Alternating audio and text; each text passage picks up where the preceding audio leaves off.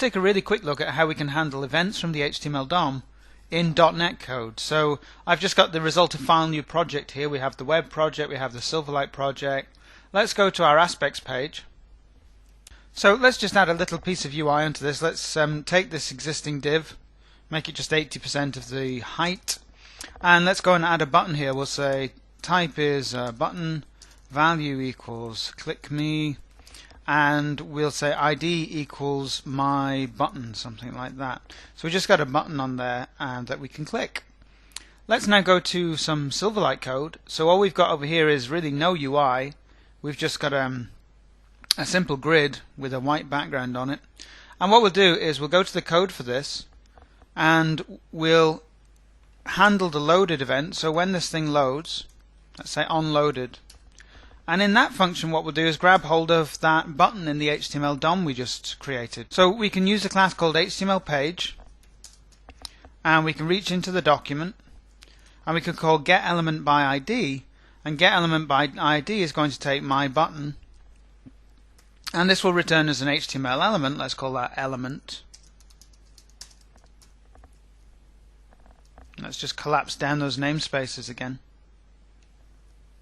So here we've reached into the DOM, we've grabbed that particular element or a representation of it, and what we can do is attach an event handler to it.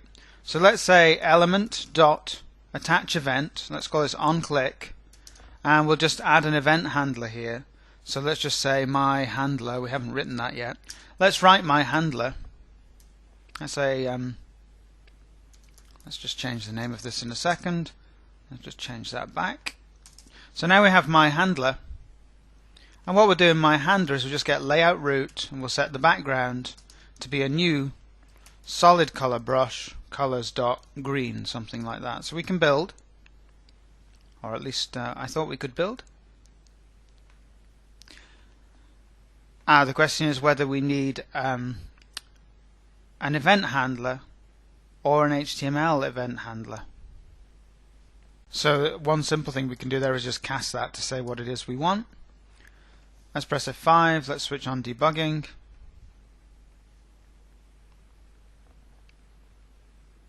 So we've got a blank space which is Silverlight at the moment and some HTML up here, and we're hoping that when we click the background of that thing goes green.